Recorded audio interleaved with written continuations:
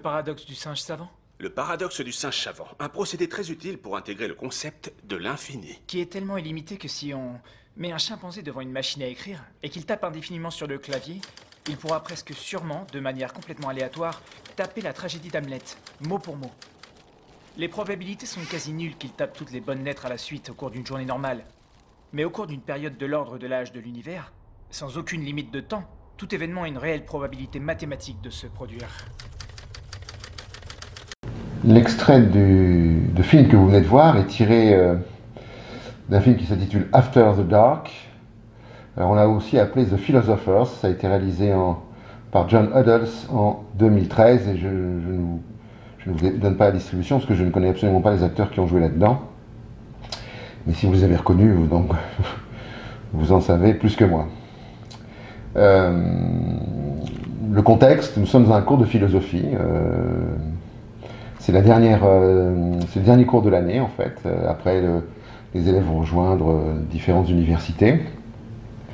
Et l'idée du professeur, il le répète assez souvent, je vous ai appris pendant cette année à penser par vous-même. Donc alors comment le faisait-il? Bien entendu, il évoque tous les penseurs qui ont appris eux à penser par eux-mêmes également et qui ont été inspirants, mais aussi par ce qu'il appelle des exercices de pensée.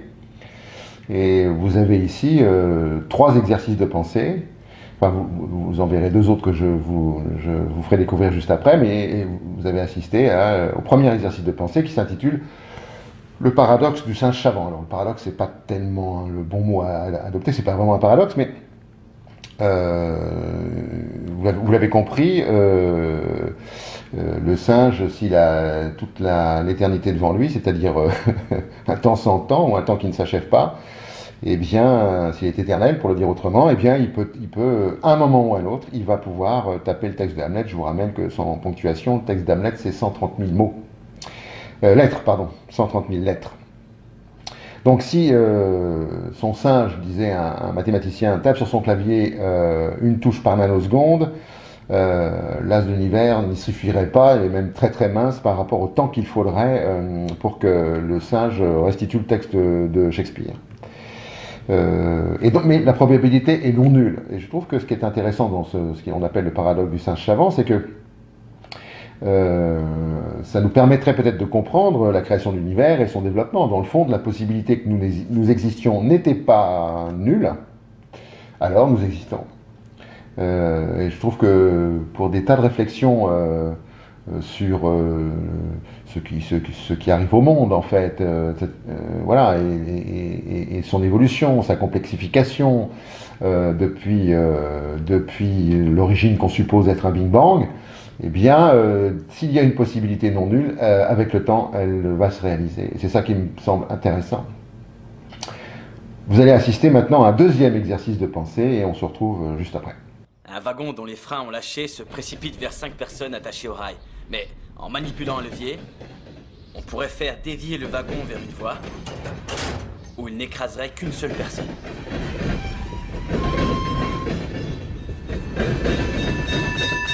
Quel serait votre choix? Dans une logique utilitariste, on pourrait arguer que c'était le bon choix d'avoir tué une personne pour en laisser vivre 5. Mais si la situation était légèrement différente. Cette fois, il n'y a pas de levier pour dérouter le train, mais il y a un homme obèse près de la voie, et tu calcules qu'il pèse juste assez pour faire dérailler le wagon.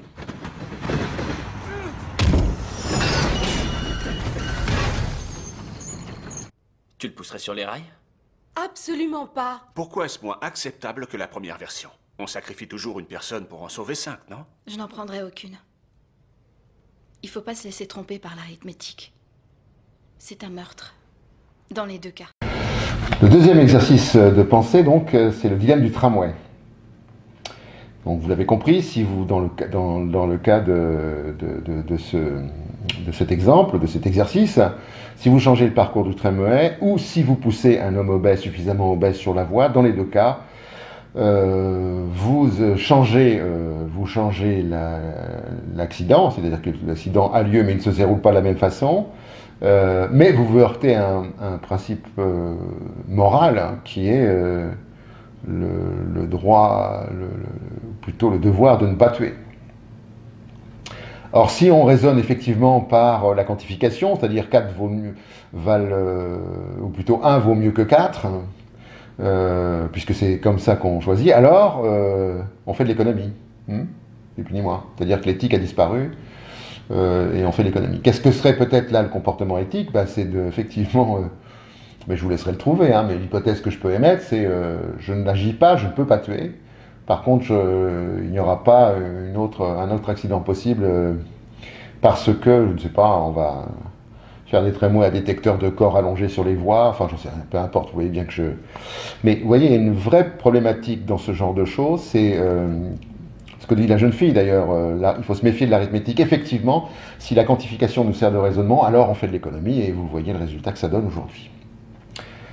Troisième exercice que je vous propose. Vous êtes suspendu à la plus haute tour de Jakarta. Il y a 300 mètres de hauteur et toute chute est mortelle. Vous appelez à l'aide vos 3 meilleurs amis.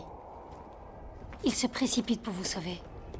Mais ils craignent que s'ils essaient de vous faire remonter, ils risquent de basculer à leur tour dans le vide. Alors ils reculent. Vous tombez. Et vous survivez. Mais est-ce qu'il n'aurait pas mieux valu que vous ne testiez pas l'amitié de vos amis? Parce que maintenant vous savez que vous ne pouvez pas compter sur eux dans un contexte de vie ou de mort. N'était-il pas préférable d'ignorer ce qu'ils valaient vraiment et de continuer à les avoir comme amis pour toujours? Moi, je veux savoir la vérité. Tant pis pour eux, la vie continue. Tu trouveras d'autres amis.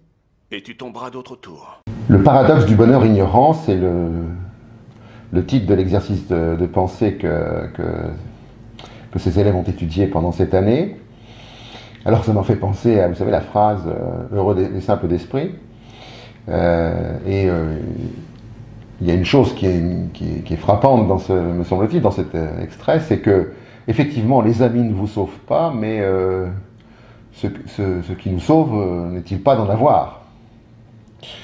Et donc la question qui est aujourd'hui posée, qui est posée par ce petit extrait de film, c'est finalement, faut-il mieux savoir ou faut-il mieux ignorer dans notre quête du bonheur? En d'autres termes, est-ce que je préfère regarder mes amis ignorants de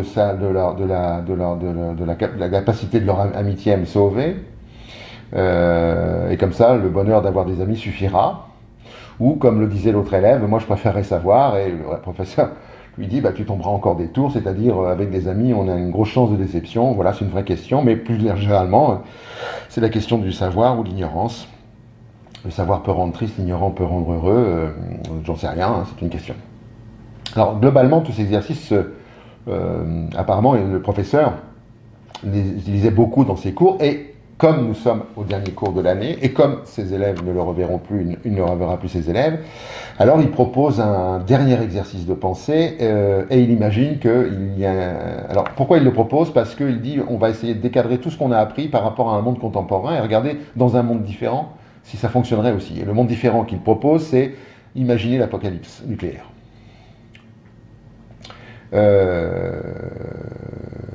Alors, il y a... quels sont les éléments du jeu? L'apocalypse nucléaire arrive. On voit d'ailleurs que ça commence à champignonner dans tous les coins. Avant que les ondes de radiation, les ondes de choc, les souffles arrivent, il faut prendre une décision par rapport à un deuxième élément du décor, qui est un bunker. Ce bunker ne peut accueillir, qui peut accueillir un certain nombre de personnes pendant 1 an, il y a tout ce qu'il faut dedans, 1 an qui est le temps requis pour qu'on puisse sortir de nouveau. Le seul problème, c'est que ça ne peut accueillir que la moitié des élèves. Donc le dilemme, c'est qui va survivre et qui ne va pas survivre, qui va mourir. Et donc les élèves vont voter entre eux, donc ils imaginent un scénario, et puis ils pratiquent le scénario pour voir. Alors le premier scénario échoue, le deuxième scénario échoue, et le troisième réussit. Et je ne vous dirai pas pourquoi, vous verrez vous-même pourquoi. Mais ça nous incite, c'est une sacrée bonne réflexion sur, dans le fond, quand on a quelque chose à faire en groupe comme ça, et qu'on veut choisir autour de soi des individus pour mener une aventure, quelle qu'elle soit, eh bien, on s'aperçoit que quand les finalités sont bien posées, elles sont déterminantes, puisque c'est les finalités qui prennent les décisions. Dans tous les cas. Mais quand les finalités sont erronées ou fragiles, alors les décisions sont toujours inadéquates et mènent toujours à l'impasse. Donc dans les deux premiers scénarios, la finalité n'était pas les bonnes et les scénarios sont tombés dans une impasse. Dans le troisième scénario, les finalités étaient meilleures et dans ce cas-là, on a évité l'impasse. Et vous verrez que dans ces finalités, la différence qu'il y a finalement, et comment les choix des individus qui allaient rejoindre le bunker se sont effectués. Et c'est à mon avis frappant dans notre monde contemporain pour expliquer ce qui se passe et les impasses dans lesquelles nous sommes. Voilà pour ce film dont je vous rappelle le titre, After the Dark. Il est sorti, ou The Philosophers. Il est sorti en 2013, il a été réalisé par John Huddles. N'hésitez pas à regarder ça, c'est passionnant. À une prochaine fois pour un prochain film. Au revoir.